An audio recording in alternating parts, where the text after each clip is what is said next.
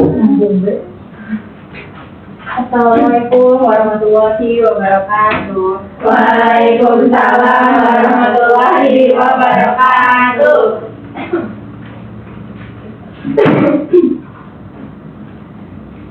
Selamat siang teman-teman. Siang ceria. Oke, apa kabarnya teman-teman siang hari ini? Baik, sehat, kuat, alhamdulillah, wa syukurillah. Oke, pintar. Nah, makasih Bu. Sebelum kita memulai pembelajaran pada siang hari ini, Ibu mau absen terlebih dahulu. Siapa aja sih yang tidak hadir pada hari ini? Kita absen dulu. Yang pertama Putri Rahmadini. Hadirah. Sahla Adriananda. Sri Rahayu. Hadirah. Natasha Puspita Effendi. Hadirah. Alina Nursal Sabila. Hadirah. Siapa di belakang? Afifah Khairunisa. Hadirah. Ayu Safitri. Hadirah. Alifah Syakira. Hadirah. Ini Ahmad Rifadi kemana ini? Ahmad Rifadi. Yang katanya Bu. Gitu. Oh dia nggak bilang sih di grup. Ya udah apa aja Bu. Introvert Bu. Malu katanya Bu. Terakhir Ibnu Pasya mana Ibnu Pasya? Tidur saya Bu. Kita nggak ada ini laki-lakinya pisannya. Iya Bu. Iya Bu nggak ada pisan. Kalian tuh harusnya bilangin ke teman-teman kalian. Udah Bu udah. Sudah berkali-kali Bu kita bilangin Bu. Iya udah. Mari kita awali pembelajaran fikih pada siang hari ini dengan bersama-sama mengucapkan lafaz basmalah. Bismillahirrahmanirrahim. Oke. Jadi pada kesempatan siang hari ini kita akan masuk ke bab yang sangat relevan dengan kehidupan kita sebagai seorang muslim. Yaitu ada yang tahu nggak kita akan membahas bab apa pada siang hari ini? Apa itu Bu?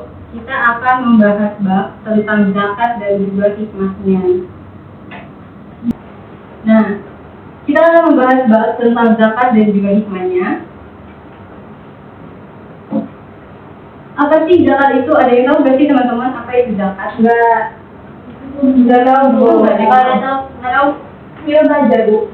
Itu Bu ada tentang zakat. Ya, ntar dijelasin. Makanya saya tanya dulu ke kalian, ada yang tahu nggak zakat itu? Semalam belum belajar soalnya Bu, jadi nggak tahu. Nggak tidur. Zakat ini Bu ada di rukun Islam. Iya betul. Ada lagi yang tahu zakat itu zakat itu apa? Nggak tahu. Oke. Zakat itu adalah kata yang berasal dari bahasa Arab, yaitu az-zakah yang berarti bertambah, tumbuh dan juga berkembang. Nah, zakat ini juga bermakna suci. Kenapa bisa dibilang bermakna suci? Yaitu karena dengan kita berzakat, kita membersihkan harta kita dari hak milik orang lain. Dan kenapa zakat itu bisa berarti bertambah, tumbuh dan juga berkembang? Sedangkan seperti yang kita ketahui bahwa dengan kita berzakat, maka kita mengeluarkan sebagian harta kita. Justru itu akan mengurangi harta kita, bukan? Nah, dengan ini Allah Subhanahu wa Ta'ala memberi keajaiban bahwa barang siapa yang berzakat, justru hartanya tidak akan berkurang, tetapi malah akan terus bertambah dan juga bertambah, baik di dunia maupun di akhirat pahalanya nanti. Nah, di sini juga ada zakat menurut istilah al-syarah, yaitu artinya sesuatu yang hukumnya wajib diberikan dari kumpulan harta benda tersebut menurut sifat dan ukuran tertentu kepada golongan tertentu juga yang berhak untuk menerimanya. Kenapa seperti itu? Karena di dalam setiap harta yang kita miliki, itu ada sebagian kecil harta milik orang lain. Kenapa? Karena dengan berzakat, kalau kita tidak mengeluarkan zakat itu, maka harta kita itu belum sepenuhnya bersih. Dan dengan kita mengeluarkan zakat, maka kita menyerahkan hak kita yang bukan sepenuhnya milik kita kepada seseorang yang berhak untuk menerimanya. Maka dari itu, zakat yang kita keluarkan akan menjadi harta kita yang menjadi bersih dan juga berkah di mata Allah Subhanahu wa Ta'ala. Nah, selanjutnya yaitu kenapa sih kita harus berzakat? Ada 3 poin yang mengharuskan kita untuk berzakat. Yaitu yang pertama, ada zakat merupakan bagian dari Islam yang ketiga. Yang kedua yaitu zakat merupakan ibadah yang salah satunya adalah sholat dan juga puasa. Yang ketiga yaitu zakat merupakan hal wajib bagi seorang muslim yang mampu. Kita akan bahas ini satu persatu. Yang pertama yaitu zakat merupakan bagian dari rukun Islam yang ketiga. Teman-teman pada tahu kan apa sih rukun Islam dan berapa rukun Islam? Coba sebutkan ada berapa rukun Islam, tapi sambil nyanyi biar teman-teman pada semangat. Berdiri dong teman-teman. Iya, berdiri. Contohin dulu. Aku juga berdiri.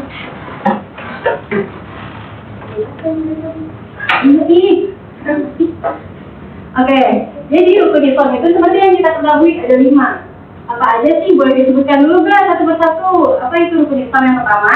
Syahadat. Yang kedua?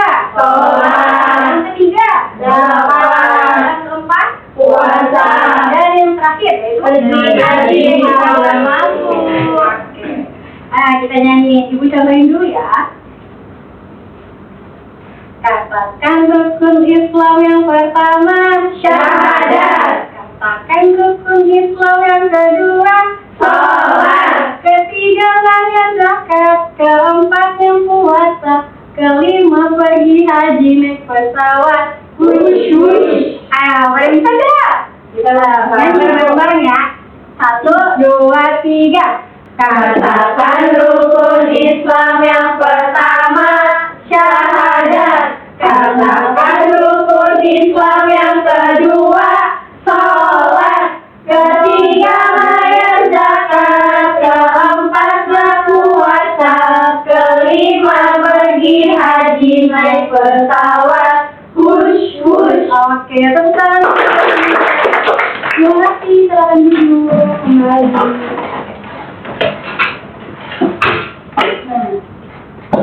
Seperti yang tadi sudah kita sebutkan dan nyanyikan bersama-sama, bahwa zakat ini merupakan rukun Islam yang ketiga. Nah, artinya zakat itu adalah tiang yang menopang bangunan agama Islam kita. Jika salah satu tiangnya goyang, maka bangunannya nanti bisa roboh, bukan? Jadi, kalau kita mengaku sebagai umat muslim yang baik, sudah melaksanakan sholat, sudah melaksanakan puasa, maka zakat ini adalah ibadah yang tidak boleh kita tinggalkan juga. Nah, poin kedua, yaitu zakat ini merupakan ibadah yang sama pentingnya dengan sholat dan juga puasa. Kenapa bisa dibilang sama pentingnya dengan sholat dan juga puasa? Seringkali di dalam Al-Quran, Allah Subhanahu wa Ta'ala ini menyebutkan perintah bahwasanya sholat itu berbarengan dengan perintah berzakat. Misal, Allah Subhanahu wa Ta'ala berfirman, dirikanlah sholat dan tunaikanlah zakat. Firman tersebut menunjukkan bahwa pentingnya zakat di mata Allah Subhanahu wa Ta'ala, yaitu seperti yang kita tahu bahwa sholat itu merupakan tiang agama, puasa itu melatih kesabaran dan keimanan kita, dan sama pentingnya dengan zakat, yaitu zakat ini adalah sebagai bentuk ibadah sosial yang saling melengkapi untuk ibadah pribadi kita kepada Allah Subhanahu wa Ta'ala. Poin ketiga, yaitu zakat merupakan hal wajib bagi seorang muslim yang mampu. Pada poin ini perlu digarisbawahi, karena zakat itu bukan sedekah biasa yang sifatnya sukarela, tetapi zakat ini wajib hukumnya, seperti kita wajib melaksanakan sholat 5 waktu, melaksanakan puasa di bulan Ramadan, tetapi ada syarat tertentu yang harus dipenuhi untuk kita menunaikan zakat, yaitu bagi seorang muslim yang mampu. Kalau dirasa kita memang belum cukup mampu untuk mengeluarkan zakat, kita belum mempunyai harta yang cukup dan kita belum memenuhi syarat tertentu, maka kita belum diwajibkan untuk menunaikan zakat. Tetapi sebaliknya, jika kita sudah dirasa cukup mampu untuk menunaikan zakat, kita sudah memiliki harta yang cukup dan kita sudah memenuhi syarat tertentu, maka disitulah kewajiban berzakat ditunaikan. Nah, jadi untuk teman-teman ini jangan pernah anggap remeh zakat ya, karena zakat ini bukan hanya sekedar ibadah, tetapi juga sebagai bentuk rasa sosial kita kepada masyarakat yang saling membutuhkan satu sama lain. Selanjutnya yaitu ada zakat apa aja sih? Nah, zakat itu ada 2 jenis utama. Yang pertama zakat fitrah, yang kedua ada zakat mal atau biasa disebut dengan zakat harta. Yang pertama zakat fitrah. Apa sih zakat fitrah itu? Teman-teman pernah dengar nggak sih zakat fitrah itu apa? Yang pernah dengar nggak zakat fitrah itu apa? Zakat fitrah ini Bu, gimana kalau saya mau pakai bulan puasa sebelum lebaran? Ya betul. Ada lagi yang tahu apa itu zakat fitrah? Nggak tahu dulu, Bu. Oke, jadi Ibu akan jelaskan sedikit bahwa zakat fitrah itu adalah zakat yang berhubungan dengan jiwa atau diri kita sendiri. Nah, zakat fitrah ini adalah zakat yang wajib dikeluarkan oleh setiap umat muslim, baik laki-laki maupun perempuan yang masih hidup selama akhir bulan Ramadan, bahkan baik yang baru lahir sekalipun, yang lahirnya sebelum akhir bulan Ramadan, itu diwajibkan untuk berzakat. Nah, biasanya zakat fitrah ini biasanya berupa pakan pangan pokok. Kalau di Indonesia ini kan bahan pangan pokok kita itu kan beras, jadi biasanya digunakan untuk zakat fitrah itu kita beras atau uang senilai dengan jumlah beras tersebut. Nah, yang kedua yaitu ada zakat mal. Sama halnya, zakat mal itu adalah zakat harta. Nah, zakat mal ini adalah zakat yang dikeluarkan dari harta kekayaan yang kita miliki. Tapi, nggak semua harta wajib untuk dizakati. Ada syarat-syarat tertentu yang harus dipenuhi untuk mengeluarkan zakat mal ini. Misalnya, harta yang kita miliki sudah mencapai jumlah minimal atau biasa disebut dengan istilah nisab. Nah, terus yang kedua, harta yang kita miliki itu sudah tersimpan selama 1 tahun penuh atau biasa disebut dengan haul. Jadi, teman-teman harus ingat ya, zakat fitrah ini adalah zakat yang kita keluarkan pada akhir bulan Ramadan. Yang kedua yaitu zakat mal, zakat yang kita keluarkan dari harta kekayaan yang kita miliki dengan memenuhi syarat-syarat tertentu.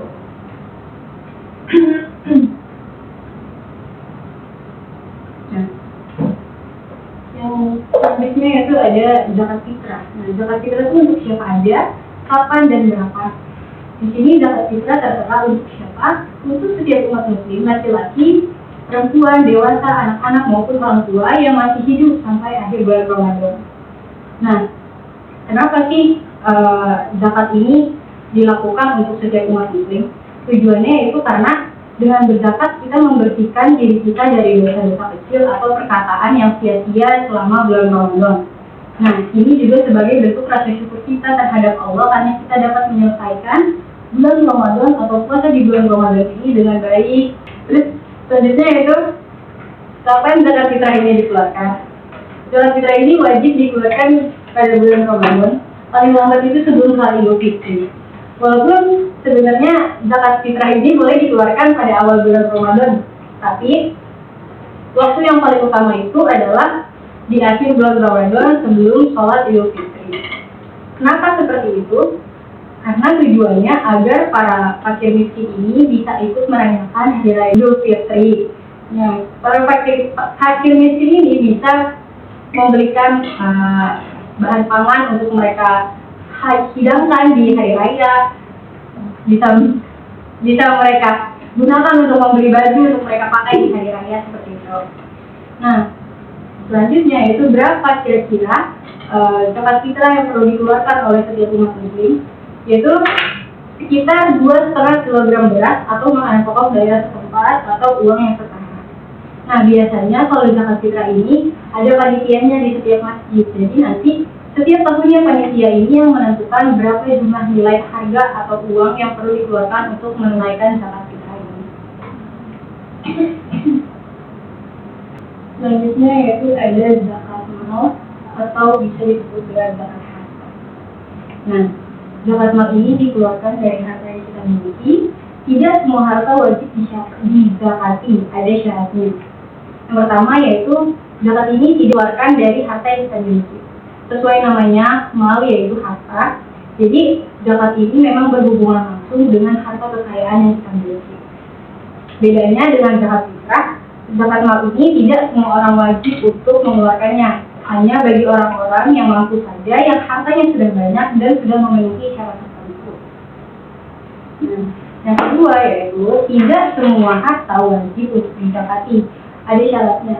Ada 2 syarat utama yang harus dipenuhi untuk mengeluarkan zakat mal ini. Yang pertama yaitu ada nisab. Nah, nisab ini artinya jumlah harta yang kita miliki itu sudah mencapai batas minimal itu. Yang kedua yaitu ada haul. Haul ini artinya harta yang kita miliki sudah mencapai selama selama 1 tahun penuh. Ya kan teman-teman?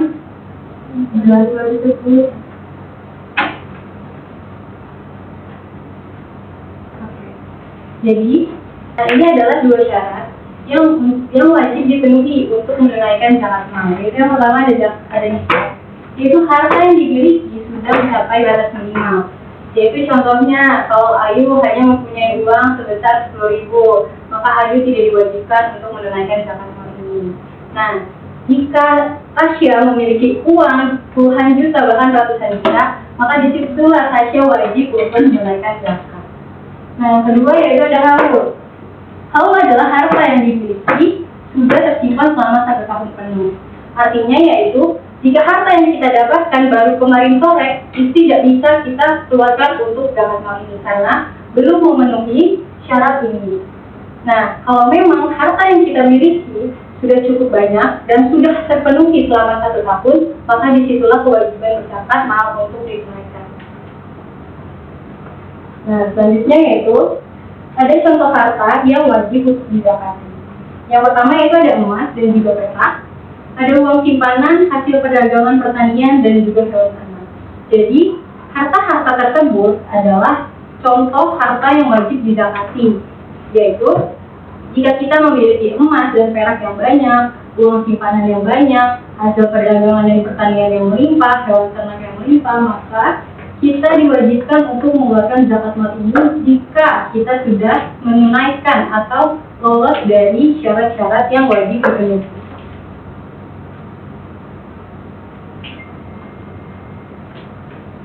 Nah, selanjutnya itu ada penerima zakat. Siapa saja yang berhak untuk menerima zakat ini? Jadi, zakat itu diberikan kepada siapa saja, dan apakah boleh diberikan kepada sembarang orang lain? Jawabannya tentu tidak, karena Allah Subhanahu wa Ta'ala sudah menstruktur bahwasanya ada 8 golongan yang wajib untuk menerima zakat atau yang berhak untuk menerima zakat ini. Yang pertama yaitu ada golongan fakir. Nah, golongan fakir ini adalah golongan yang paling membutuhkan, karena golongan fakir ini adalah golongan yang sangat miskin, yang sama sekali tidak punya apa-apa, bahkan untuk memenuhi kehidupannya pun mereka tidak bisa. Yang kedua, yaitu ada golongan miskin. Golongan miskin ini hampir mirip dengan golongan fakir, tetapi bedanya golongan miskin ini lebih baik sedikit dari golongan fakir. Tetapi sama halnya, golongan miskin ini mereka mempunyai penghasilan yang cukup, tetapi belum bisa untuk memenuhi kebutuhan mereka. Yang ketiga yaitu ada golongan amil. Golongan amil ini adalah panitia yang mengurusi zakat. Jadi panitia amil ini wajib untuk atau berhak menerima zakat karena sebagai upah mereka yang telah mengurus harta untuk umat. Yang keempat yaitu ada golongan mu'alaf. Kenapa golongan mu'alaf ini berhak untuk menerima zakat? Karena kan mereka ini baru masuk Islam ya. Jadi dengan kita memberikan zakat itu tujuannya agar mereka itu lebih yakin dengan agama Islam dan supaya mereka ini semakin mantap dengan mereka masuk Islam itu, bahwasanya dengan berzakat kita bisa membantu sesama gitu. Terus yang kelima yaitu ada golongan rikab. Nah, golongan rikab ini mungkin di zaman sekarang udah nggak ada ya, karena golongan rikab ini adalah hamba sahaya atau budak. Kalau di zaman dulu itu golongan ini diberikan zakat atau diberikan bantuan agar mereka ini bisa memerdekakan hidup mereka agar tidak diperbudak lagi oleh orang tersebut. Jadi dengan memberikan zakat ke golongan ini, yaitu menunjukkan bahwasanya Islam ini sangat menegakkan keadilan sosial bagi seluruh rakyat Indonesia. Terus yang keenam ada golongan gorimin. Nah, golongan gorimin ini adalah golongan orang yang mempunyai banyak hutang dan mereka tuh tidak bisa untuk melunasinya. Tapi hutangnya itu hutang yang baik, bukan hutang yang tidak baik atau hutang yang disengaja untuk tidak dilunaskan. Contohnya hutang baik itu kayak kita kepepet nih, nggak punya uang, tapi kita mau berobat dan itu keadaan darurat, itu diperbolehkan untuk berhutang. Tapi kalau hutang yang untuk judi atau untuk segala macam hal-hal buruk itu tidak diperbolehkan. Nah, terus yang ketujuh itu ada golongan fisabilillah. Golongan fisabilillah ini adalah orang-orang yang sedang berada di jalan Allah. Contohnya kayak seorang ulama yang sedang memerdekakan atau menyebarkan agama Islamnya. Golongan fisabilillah ini berhak untuk mendapatkan zakat karena zakatnya ini dipergunakan untuk mendukung perjuangan mereka dalam menegakkan agama Islam. Yang terakhir yaitu ada golongan Ibnu Sabir. Nah, golongan Ibnu Sabir ini adalah golongan orang yang musafir atau sedang melakukan perjalanan jauh. Jadi, jika golongan musafir ini sedang di dalam perjalanan atau mereka kehabisan bekal atau uang, nah golongan ini tuh berhak untuk menerima zakat, bahwa tujuannya yaitu untuk melanjutkan perjalanan mereka atau kembali ke kampung halaman mereka dengan selamat.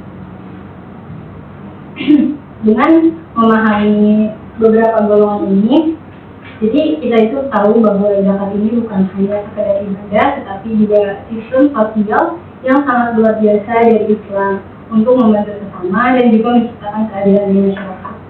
Semoga kita semua bisa menjadi pembayar zakat yang ikhlas. Amin. Nah, selanjutnya yaitu kenapa zakat itu penting? Zakat itu mempunyai hikmah yang sangat baik untuk diri kita ataupun orang yang menerima zakat. Yang pertama yaitu zakat itu bisa membersihkan harta kita. Jadi dengan berzakat itu sama halnya seperti kita dengan mencuci harta kita dari kotoran atau hak orang lain yang tanpa sadar tercampur dengan harta kita. Jadi dengan berzakat harta kita menjadi bersih, suci dan juga penuh berkah di mata Allah Subhanahu wa taala. Masyaallah. Yang kedua yaitu meningkatkan kepedulian. Kenapa seperti itu? Karena dengan berzakat kita melatih untuk peduli, melatih untuk menumbuhkan rasa empati kita kepada orang lain.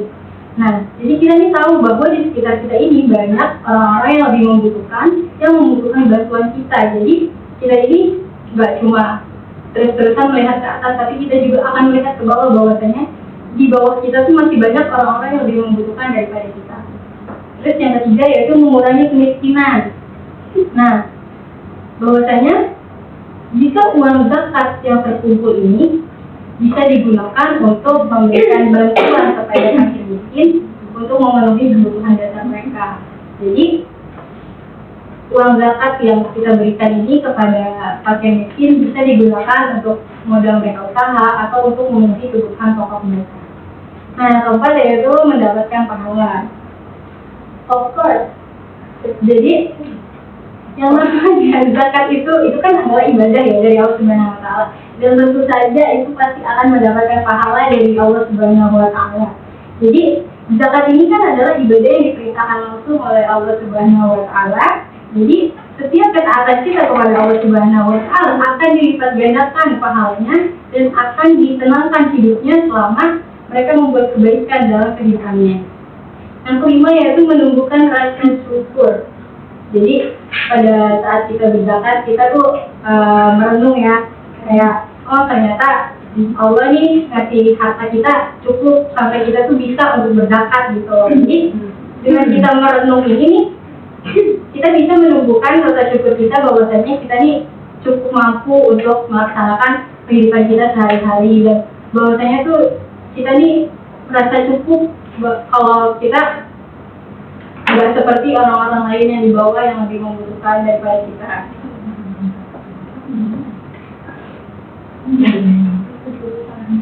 Selanjutnya itu adalah kesimpulan dari materi yang sudah kita bahas, yaitu zakat itu merupakan kewajiban seorang muslim dan sebagai suatu bentuk rasa syukur kita terhadap Allah Subhanahu wa taala. Zakat ini juga membawa banyak manfaat bagi diri sendiri dan juga masyarakat sekitar. Jadi mungkin kita merefleksikan ya, bahwa saja zakat itu bukan hanya sekedar sumbangan biasa, tetapi zakat ini adalah kewajiban kita sebagai seorang muslim yang mampu, sama seperti sholat dan juga puasa. Dengan menunaikan zakat, kita menunjukkan ketaatan kita kepada Allah Subhanahu wa taala, dan yang lebih pentingnya lagi, dengan zakat adalah kita menunjukkan rasa syukur kita kepada Allah Subhanahu wa taala atas segala rezeki yang telah diberikan kepada kita semua. Jadi semakin banyak kita bersyukur, insya Allah rezeki kita akan semakin bertambah dan diberkahi oleh Allah Subhanahu wa taala.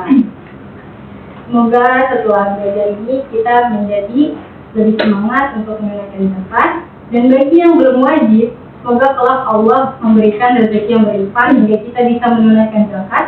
Dan bagi yang sudah wajib, semoga Allah mudahkan untuk selalu menunaikannya dengan ikhlas dan hanya mengharap ridha Allah Subhanahu wa taala. Amin.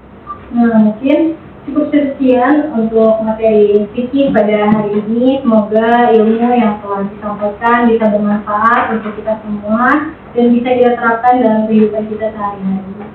Kurang lebihnya mohon maaf. Wassalamualaikum warahmatullahi wabarakatuh. Waalaikumsalam warahmatullahi wabarakatuh.